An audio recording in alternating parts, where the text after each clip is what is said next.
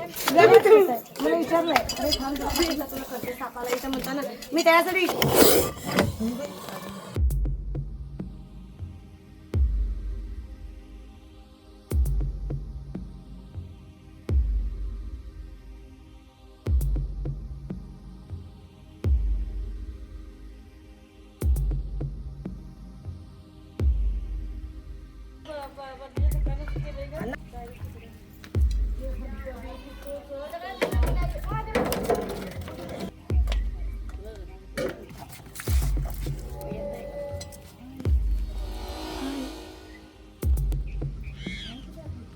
तर या ठिकाणी नागजातीचा विषारी साप आहे.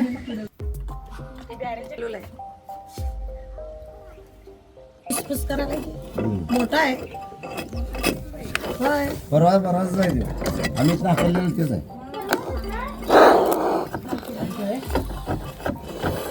मग कसे पुस्तक करायला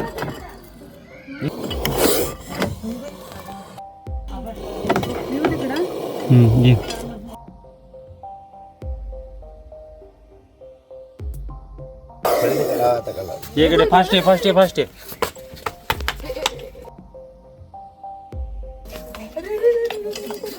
म्हणलं नाही पराज नाही.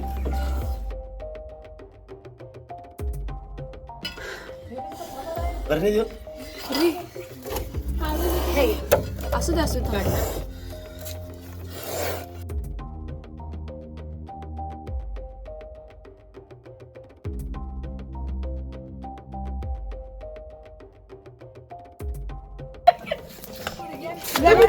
मला विचारलंय अरे थांब तुला करते सापाला इथं म्हणताना मी त्यासाठी विचारसाठी केला म्हणून राव ठेवू मोबाईल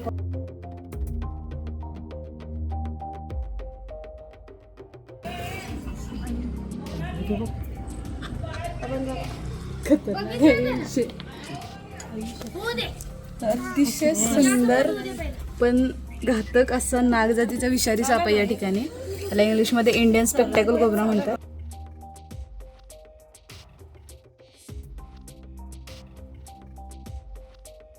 तर या ठिकाणी नागजातीचा विषारी साप आहे, इंग्लिशमध्ये इंडियन स्पेक्टॅकल कोब्रा म्हणतात. तर त्याला धोका जाणवला आहे, त्यामुळे तो अशा पद्धतीने फणा काढून उभं राहिला आहे. किती सुंदर फणा आहे बघू शकता त्याचा, पण तितकाच घातक देखील आहे आणि तितकाच पर्यावरणासाठी आवश्यक देखील आहे हा साप. तर ह्याला आपण आता इथून रेस्क्यू करते. चंबुकडी या एरियामध्ये आलो आपण हा साप रेस्क्यू करायसाठी आणि आपण रेस्क्यू करून लगेचच त्याला वन विभागाकडे सुपूर्द करणार आहे. तर मी त्याचा फणा दाखवते, त्यासाठी मी फक्त इथून फिरून या साईडला बसते जेणेकरून कॅमेऱ्यामध्ये तो फणा दिसेल त्याचा. तर अतिशय सुंदर असा फणा आहे त्याचा. तर या फण्याचा वापर त्याला शत्रूपासून बचाव करण्यासाठी होतो. त्याला चष्मा नाग देखील म्हणतात, कारण त्याची मागची जी नक्षी आहे ती एखाद्या चष्म्यासारखी असते. तेव्हा शत्रू याच्यावरती वरून हल्ला करत असतो तेव्हा त्याची जी नक्षी आहे ती दोन मोठ्या डोळ्यांसारखी वाटते शत्रूला आणि शत्रू घाबरून जातो आणि तितक्यात हा साप बिळामध्ये पळून जातो. हे त्याचा बचाव करण्यासाठी स्वतःचा देवाने दिलेली त्याला एक देणगी म्हणू शकतो आपण. तर चला तर आपण या सापाला पॅक करूया आणि लगेचच वन विभागाकडे सुपूर्द करूया.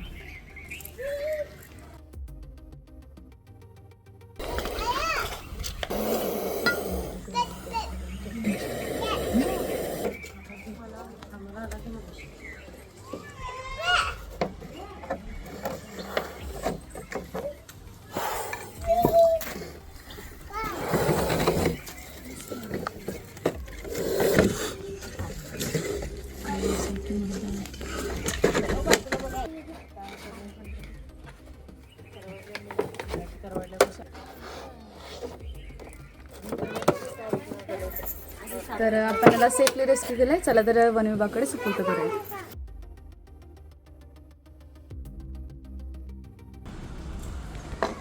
तर बघू शकता यामध्ये घोणस आहे आणि यामध्ये हा नागजातीचा विषारी साप आहे. आत्ताच आपण एका तासामध्ये 2 साप रेस्क्यू केले आहेत आणि ते आपण वन विभागाकडे सुपूर्द करायला या ठिकाणी आलो आहे. माझ्यासोबत वन विभाग रेस्क्यू टीमचे ओंकार काटकर सर आहेत, त्यांच्याकडे आपण या सापांना सुपूर्द करतो.